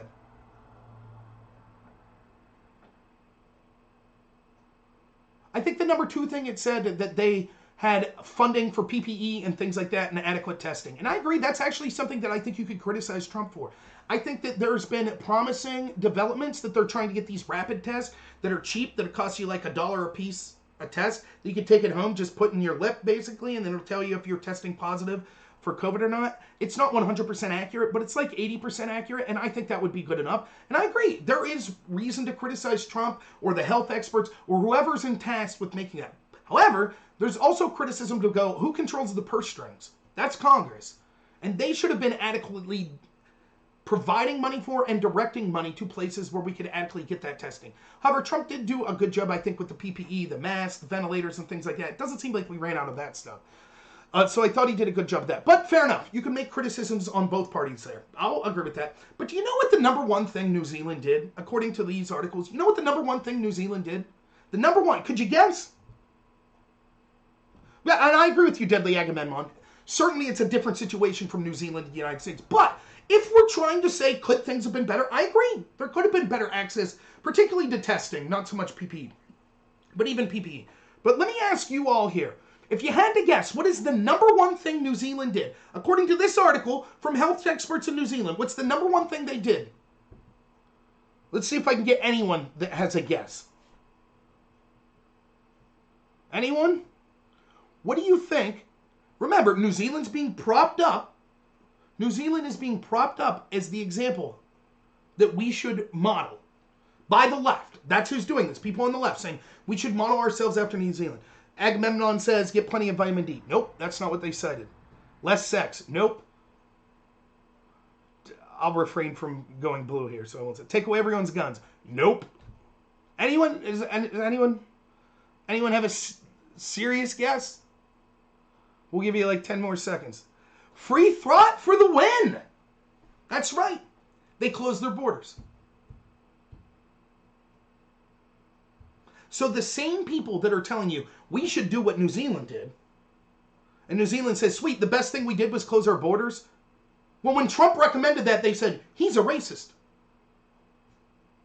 And they're criticizing Trump. So in other words, Trump did the most important thing, or at least he tried to. But the entire establishment, Democrat and left class, pushed back and said he was a racist and horrible for doing it. Now they're saying Trump should have done more. Even the New York Times came out this week with an article saying that the World Health Organization did not operate using the best medical science, but instead operated with a political agenda when they were recommending that countries not close down their borders. Now think of the irony of this. YouTube, which I'm on right now, not all of you are watching me on YouTube, but I'm on YouTube, and other places like Facebook and possibly Twitter, you can get kicked off or censored for disagreeing with the World Health Organization. The New York Times, a left-wing outlet, is admitting the World Health Organization was wrong about their recommendation on borders, and not only were they wrong, they were intentionally wrong because they were playing politics. But if I called that out before the New York Times, I would have been censored. And I did call this out. I called it out in March. I said, instead of the World Health Organization that's supposed to be these fantastic doctors, instead of them being like, okay, this virus is out there, we're going to give you, the average person at home, some recommendations for what you could do to protect yourself. We're going to give government some recommendations for what they could do to protect their citizens. Realistic responses. Instead of doing that, you know what the World Health Organization was doing? Releasing statements that saying, calling this the China virus is xenophobic. That's racist. We have to make sure that we don't act with racism. That's what the World Health Organization was doing. They sounded like humanities professors, not like medical experts trying to keep you safe.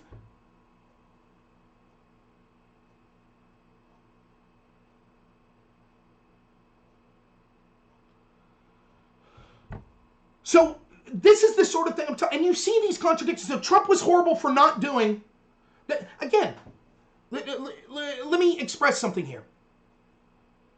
We're not looking at this in a vacuum, right? We have an election coming up. You can point to me any world leader any world leader anywhere in the world, and I'll bet if you gave me enough time, I could say, aha, with retrospect, because I can now, I can see Monday morning quarterbacking. I could say, aha, this world leader could have done this better. Even in places like Japan and New Zealand, they could have done this better, right? I could probably say this right off the bat about any world leader. They should have had testing, more adequate medical facilities, PPE testing abilities before COVID ever hit. Yeah, hindsight's 2020. It'd be nice to say that about everything. Sure. If we had infinite money, you would have infinite reserves of resources. Yes. So you always could have directed some in a different area, right? So we can criticize any world leader. The question is, moving forward, we keep hearing that somehow the Democrats or Joe Biden would have done better. How? The most important thing they were against. They said Trump was racist for trying to close the border. That was the number one thing we could have done. According to health experts, according to New Zealand, that they tell us to look at. They were against that. Now they're pretending they weren't against it. All of these people had access to almost the exact same information as the president, the media, the Democratic politicians, but I repeat myself, they're one and the same. And they were all saying Trump was a fear-mongering racist and the virus wasn't that big of a deal. Dr. Fauci was saying the virus isn't that big of a deal. The CDC and Dr. Fauci were telling us, don't wear masks. Don't get them. Eric Swalwell was tweeting, don't wear masks. The Democrats were telling us, don't wear masks. Now they're saying, of course you should have worn masks. How many people died as a result, if we accept that masks work, how many people died as a result of the CDC and Dr. Fauci and the Democrats telling us not to wear masks in March? How many people died? How many people contracted the virus? Because they put their faith in those institutions. How many died? How many people died because they put their faith in medical experts like the one in Pennsylvania, Health Secretary Levine, that said, don't worry about your family in nursing homes. They're going to be perfectly safe. They're all going to receive adequate testing, and we're going to isolate and take care of them. And then Dr. Levine intentionally put COVID patients into nursing homes. And you want to hear the real sick part? And I'm not even making this up. This is honest to God true. Health Secretary Levine, as she was intentionally putting COVID patients in nursing homes and telling the Pennsylvanian people, don't worry, nursing homes will be safe. We're going to make sure they're safe. You know what she did? She took her mom out of a nursing home. That's what she did. Look it up. It's true. That's what they were telling us. The same ones that are telling us masks are so important. You know what we saw on a hot mic the other day from, I think it was the chairman of Buck County in Pennsylvania, was caught in a hot mic with Governor Wolf, saying, Governor Wolf's like, make sure you put your mask on. She's like, oh yeah, we got to put these on for political theater. And they start laughing. We see Pelosi violating social distancing orders. My Governor Tom Wolf violated the orders to march with Black Lives Matter. Governor Whitmer's violated social distance orders. Governor Murphy, Governor Cuomo, Mayor Lightfoot. All of them violate these orders they tell us are so important. But Trump's the problem. Trump's the problem.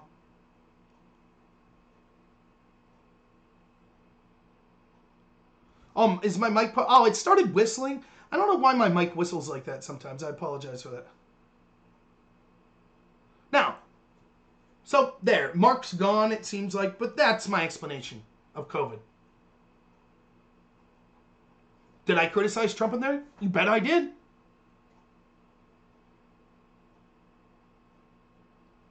Now, let me get to another point.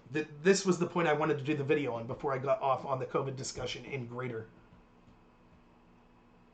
There are people out there that are saying that Trump deserved this because of his actions. So, Jake Tapper said this. He said, oh, Trump was flippant with his response. First off, if that's true, let's just go with this. If that's true, then if I find that someone at CNN or MSNBC or other places said, if I find that they said, one second, I'm looking something up. Wait, it's going to be quicker to do it this way. Ooh. What's going on there? If I find they said, oh, Trump's xenophobic, we shouldn't shut down the border, does that mean if one of their family members gets COVID and dies, I say, well, they deserved it. They didn't want the border shut down. They deserved it. You think I would say that? You think that that would be reasonable? I don't think that'd be reasonable. I think you'd have to be a disgusting person to say something like that. That's what I think. But what do I know, right? Let me see if I can find this video that I... Oh, come on, no. So I wanted to compare two prominent political figures' deaths that we've seen here in the past month. No. Stop that. There we go.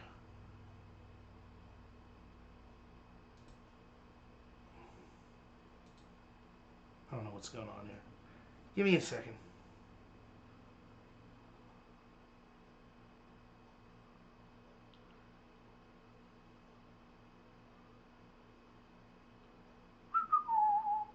Talk amongst yourselves for a minute. But I got something I want to show you.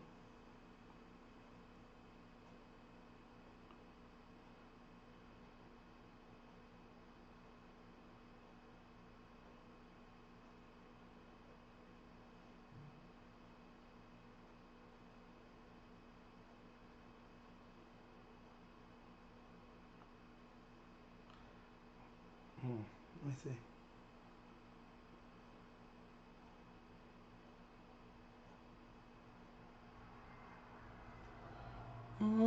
I know this is... I can't talk and look at the same time, so I apologize for that.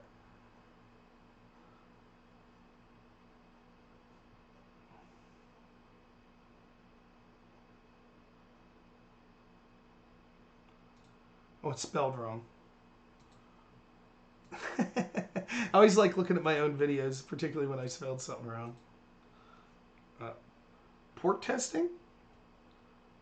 See if this sounds familiar. What this was a response that I did. It was a car ride, so this is real short. But it's a response that I did to people saying, it's going to load, we'll see. And my friend edited this for me, which I thought was really cool. So hats off to Tony Chirby who edited this for me. And what they were saying was, well, those of you that are against the lockdown, you should have to voluntarily forfeit your health care if you're against it. So let's see what I had to say, and then I'll tell you the relevance of why this is important today. Notice the date in this is May 1st, 2020.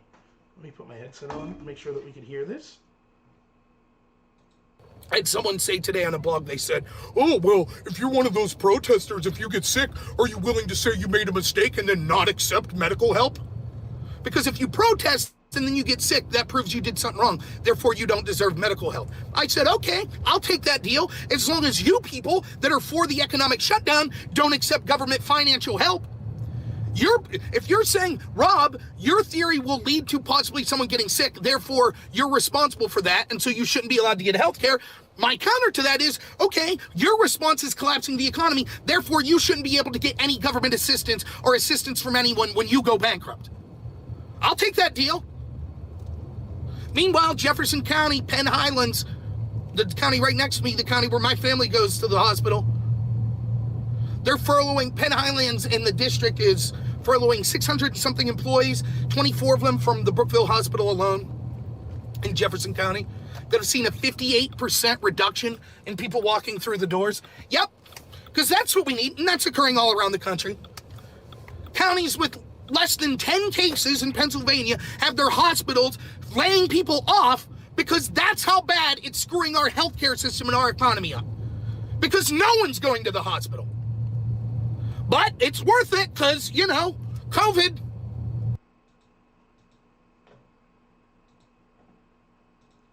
Now, what was the relevance of that? Why do I bring this up? Because the argument that people were making is that Trump was flippant, and therefore because of his flippant nature, because he questioned things like masks, or he questioned the lockdown, or he downplayed the virus, therefore he deserves getting the virus. That's the argument.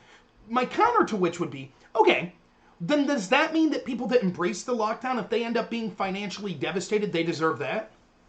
Does that mean, let me ask you this, if you embrace the lockdown and you say that Trump's bad and we should have had more of a shutdown, does that mean that if your kid then commits suicide, because we can see that young people's suicide rates are going through the roofs with these lockdowns, does that mean we should laugh and say, well, that's what you get, you deserve that. You were for the lockdown, so when your kid's mental health deteriorated because of that lockdown, you deserve it. Is that what that means? I would say no. I would say that that's disgusting and abhorrent. I would never make that claim. Why is the left making that claim now?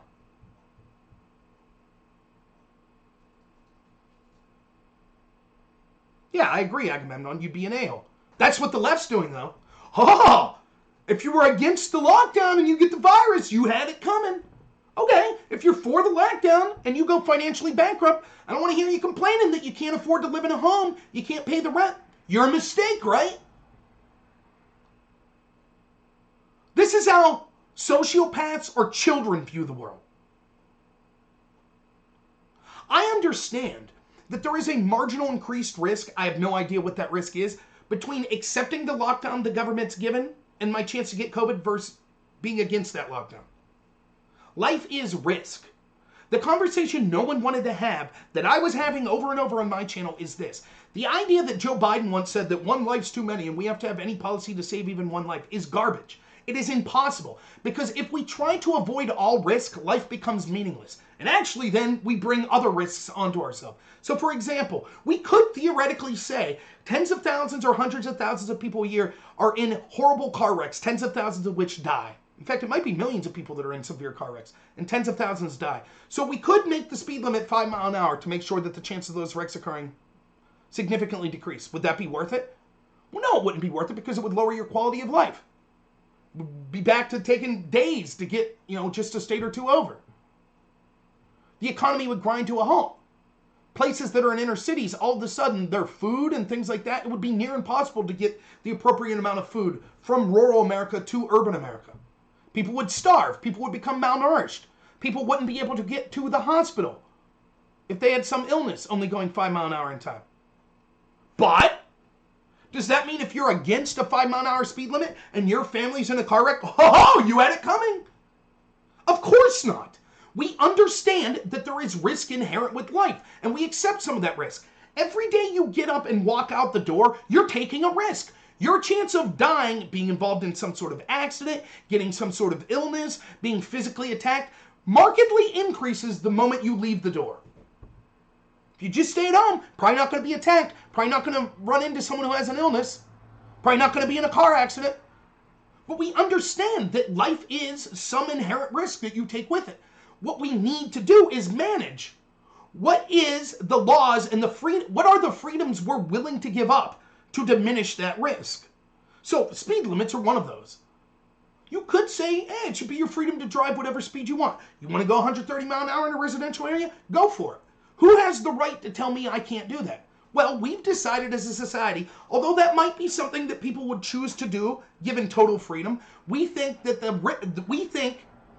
eliminating the risk that would come with automobile accidents, pedestrians being struck, things like that, is worth putting some sort of restrictions on people's freedoms. That's a law. We say that about all sorts of things. You don't have the right to physically attack people. You might say, it's my freedom to do what I want. Your freedom stops when it negatively can impact someone else. So we put a law there. The same is true when it comes to responses to things like pandemics. Just saying, oh, no, we have to stop not one life. We have to do everything possible to stop one life. That leads to things like China, where they're literally welding people in their homes. That's clearly not what we should be doing. And so for one side to look at this and say, oh, well, if you're not totally in line with the exact lockdown that I'm for, then if you die or if someone you know gets sick, you had it coming. It's outrageous. And it goes to show, and the irony, of course, is the same people that are doing this are the people that claim that they're more virtuous, they're more moral, we're good people. Trump supporters are mean, horrible people. These are people that say that think that they're the moral superiors, that are wishing death on other people, or laughing, or saying that they somehow deserve the virus that they got.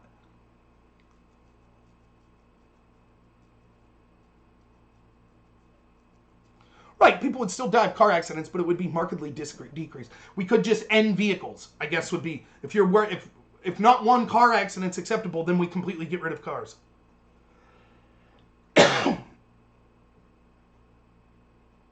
Right, the CCP did weld people in homes. That's exactly the mentality that would lead there. Well, we have to do everything possible.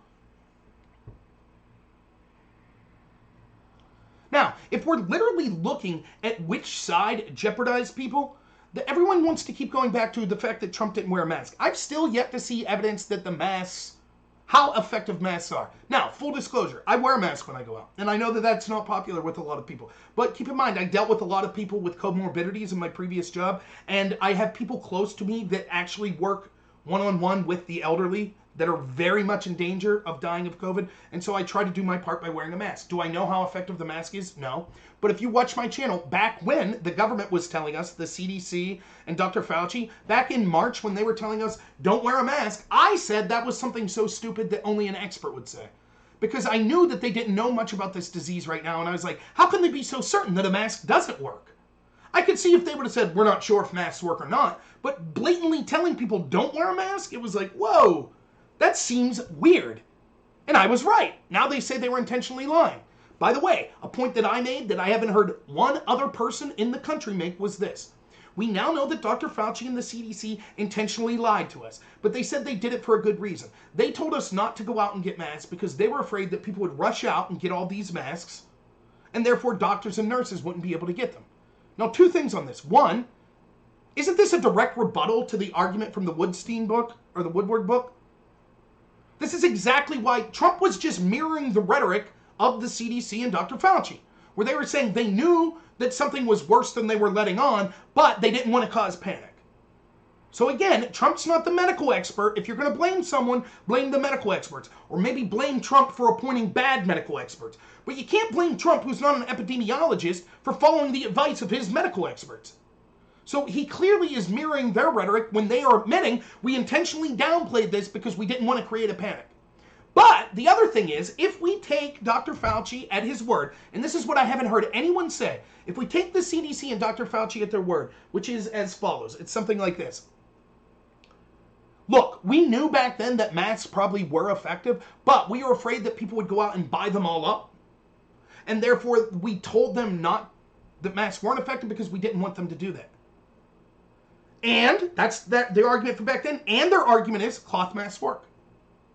This works. Cutting a shirt and doing it like this works. Over your nose. Not in the shirt, I don't think. But if you cut the fabric, right? They say that works. It doesn't have to be a medical mask, right? So can someone explain to me? According to Dr. Fauci and the CDC, the logical extension of their argument is as follows. We think that masks work. We think that even cutting your shirt or bandana and putting it around your face works and will save lives. We believe that. And we thought that also in March. However, we thought that the lives that would be saved would be outnumbered by the lives that would be lost because people would rush out and buy masks, which would put nurses and doctors in jeopardy. So they made a decision to willfully mislead the public, which would literally cause death, according to their argument, because masks work, mask saves lives. They willingly misled the public, causing deaths because they thought there would have been more deaths if they didn't. Right? Makes sense? Instead of lying and saying masks don't work or don't worry about masks because they're afraid you go out and buy them, why didn't they say this? Hey, do you have an extra t-shirt at home? Cut it up and tie it around your face. No need to go get that medical mask. This works just as well. Why didn't they say that? Wouldn't that have stopped people from running out and buying the mask? They'd have said, oh, all I got to do is wear a bandana about my face. And remember, you might say, yeah, but the bandana doesn't work and the mask doesn't work. That's not Dr. Fauci's argument. We're looking at it through his lens. He says the masks work. He says the gator mask works. The bandana works. He says the cloth mask works. He just says he had to mislead people, which would have caused death, because he didn't want people to run out and buy all the medical grade masks. So why didn't he just, instead of lying and saying, no, don't worry about masks, why didn't he just say, make your own mask? No need to go buy one. Why won't anyone ask Dr. Fauci that? And again, the mistake Trump supporters make, or people that are skeptical of masks, the mistake they make is, well, masks don't work. Yes, but you look at it in the context of what Dr. Fauci's saying. What I'm doing is showing, if we follow the logical extension of the CDC and Dr. Fauci, they are basically admitting that they misled people, causing deaths. This is what they believe. They intentionally misled people and caused deaths, when all they had to say was, go ahead and make your own mask.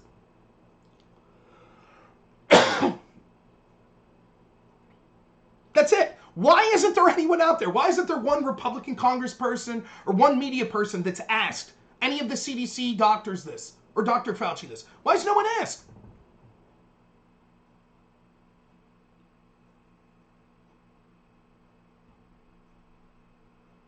It's outrageous. And again, I'm not an anti-masker. I wear the mask. I don't know. I'm here to tell you right now, I don't know. I've read studies that say the masks are slightly effective. But let me tell you something I do know. Because you don't have to be a medical expert to know this.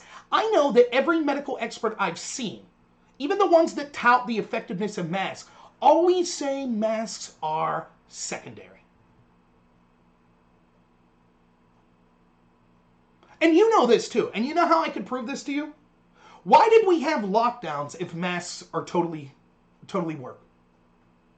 Wouldn't we, instead of locking down anything, and said, look, here's the deal. It's going to be illegal. You can go anywhere you want. You want to go to the restaurant? Want to go to the bar? Want to go to your job? Want to go to church? Want to go to the funeral? Want to go to the nursing home? Anywhere you want. Just wear a mask. Because the masks are 100% effective. Or they're 95% effective. That's it. No need for a lockdown. If you don't wear the mask, maybe there'll be some fine. But if you wear the mask, you can do whatever you want. No one said that. Because none of the health experts are saying that. The health experts are almost universally saying, or at least the ones that the left tells us to listen to, social distance. That's number one. That's the most important thing. That's why the lockdowns were necessary. Social distance. Right? And then, if you can't social distance, wear the mask. Right? Isn't that what we're told? The mask is secondary or tertiary. The problem that I can see with masks is this. We have hundreds of thousands of people that are shoulder to shoulder, yelling and screaming, oftentimes rioting, in the names of Black Lives Matter. This is endorsed by almost every Democratic politician, by thousands of medical experts, etc. The reason that we're told that, oh, it's okay, is they're wearing masks. Most of them are wearing masks. Now, the truth is, many times they're not wearing masks. But okay, let's say that more of them are wearing masks than Trump supporters in a Trump rally. Can't you see the problem, though? You're giving people a faux sense of safety because you're telling them, oh, well, this rally was okay. It's okay to violate social distancing because you're wearing a mask. So that's okay. But if the mask is only secondary, what you've done in endorsing the secondary position is convince people that they could violate the first offense. It would be the equivalent of this. Again, let's use the Rob as a fat guy example. I go to the doctor. The doctor says, you're at risk for heart disease because you're overweight. There's 2 things I need you to do. Eat right and exercise. I need you to lose a substantial amount of weight. That's the number 1 most important thing you could do. And also, take a daily aspirin. So I come home and my wife's like, so what'd the doctor tell you? And I say, the doctor told me I need to eat right and exercise and take an aspirin every day. And she looks at me as I'm shoveling food into my face. And she says, Rob, what the hell are you doing? Didn't you just say the doctor said the most important thing was to eat right and exercise? You're sitting on the couch in your underwear shoveling food in your face, and I say, yeah, but I ate an aspirin. That's not the point. The aspirin's secondary. It's the same here. Yet all of these Democrats and all of these health experts are telling us, oh, well, the riots, they all had masks on. The protests, they all had masks. Then they tell us, oh, well, the reason that the virus is so bad is because Trump didn't embrace the mask enough. But the same people telling us intentionally disregarded the first recommendation, which was to social distance.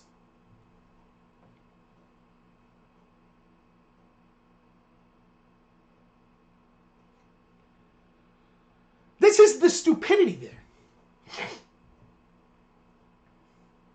And when the cameras are off, they're all violating their mask orders all the time anyways. So, all right. I think maybe it's time for me to be wrapping this up. So let me say some closing thoughts. I got off track, but that's okay because I like interacting with the audience, particularly people that disagree. So I got off track, I think, a little with the COVID stuff, but of course I'm right on it as always. And I got off track, with just other comments that were being made. But the point of this was, it's disgusting to see how celebratory mainstream people in the Democratic Party and the media have been to wanting Trump to be sick or wanting him to remain ill. They're spreading conspiracy theories and proving they're more propagandists than ever by saying Trump's on his deathbed. And then when Trump proves that's not the case, they say Trump's jeopardizing Secret Service when they know nothing about the situation with the vehicle that Trump was in with the Secret Service or what his doctors said was right for him or the precautions that the Secret Service took. They knew nothing about that. And they're the same people that didn't care at all about the Secret Service when Black Lives Matter was rioting at the White House during a pandemic. They didn't say a word about, oh my God, they're jeopardizing the health of Secret Service during a pandemic. None of these people said that. It is disgusting to use these law enforcement officials and these people protecting the President of the United States. It's disgusting to only pretend to care about their health because you think it damages Donald Trump. And the people doing that are the lowest of the low and should be ashamed of themselves. The people that are wishing Trump gets sick are disgusting as well and are the lowest of the low. And I think I showed the hypocrisy that you saw from people saying, well, Trump had it coming. Yet they had no problem. It would be disgusting. They would be the first to rightfully call us out if we said, oh, you endorsed the lockdown and someone you know died as a result of the lockdown because their mental health is diminished. They'd be the first to say how repugnant that was. I agree. Yet here they are being on their moral high horse doing the exact same thing to Trump. Yeah, Trump faked it all, right? So... so thanks for tuning in. Just quick programming note. Tomorrow, I believe at 7 p.m. right here on this channel, in addition to other channels, will be me and Drone Tech debating 2 people on the left about whether or not the Russia investigation was corrupt or if it was warranted into Donald Trump that the FBI and Mueller did. So tune in for that. That'll be at 7 p.m. Eastern. And that should be a good debate. It'll be a 2-on-2 debate. I think that I'll crush that debate because that's one of the things I know the most about. So that should be an entertaining debate, so tune in for that. Just one other thing, I appreciate all financial donations. I quit my one job and I'm now at a job where I sell life insurance. So if you need life insurance, particularly if you're in Pennsylvania, let me know. I'd love to talk to you. It's not going to be a high pressure sale or anything like that. We'll go over what's best for you. Plus you get to talk to me for a little. We could do it over Zoom. It wouldn't be a problem. So you could say something in the bottom or in the comments of this video after the video is done being live if you want, or you can email me and I'll put my email up at rob.noor@gmail.com. I apologize if I don't get to everyone's email, but I definitely try to. So just if I don't get to you, email me a day later and I'll probably get to you eventually. And like I said, I'm going through the process. I just got my release call today, so everything's moving forward really fast. But these next 2-3 weeks, I'm training really hard to make sure that I'm in a position to sell this insurance on my own. So my output of videos is going to be down.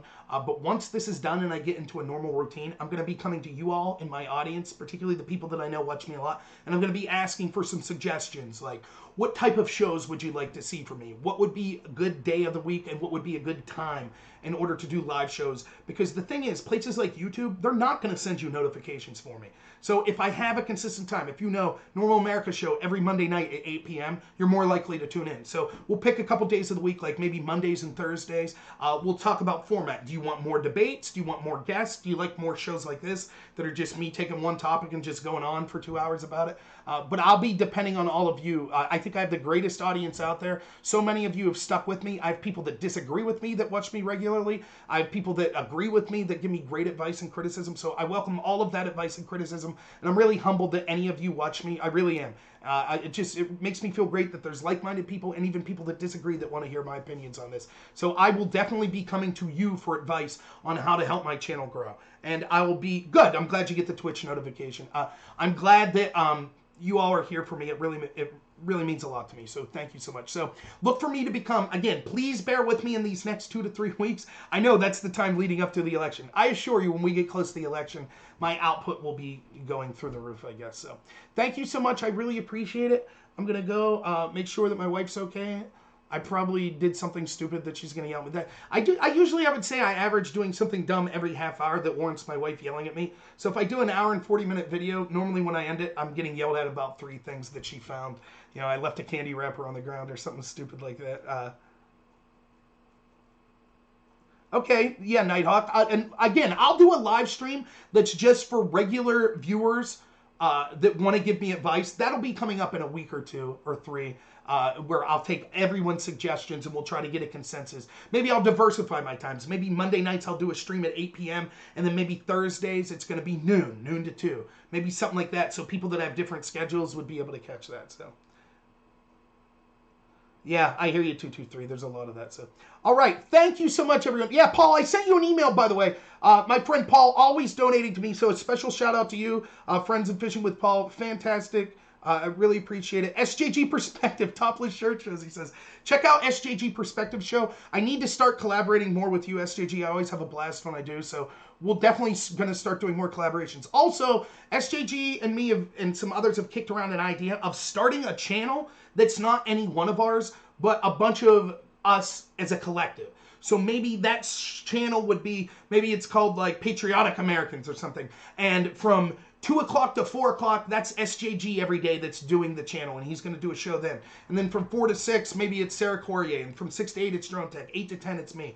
So we're kicking around something like that. So you would almost all day be able to get live content that's going on there. It would just be a different conservative content creator going on. So we're kicking around stuff like that. So yeah, I will keep my shirt on. No one wants to see me topless. But yeah, check out my friend SJG Perspective show, our channel there on YouTube. Also, I think also on DLive as well. I'm correct, right? Also SJG Perspective on DLive. So you can see right there how to spell that. It's just capital S, capital J, capital G.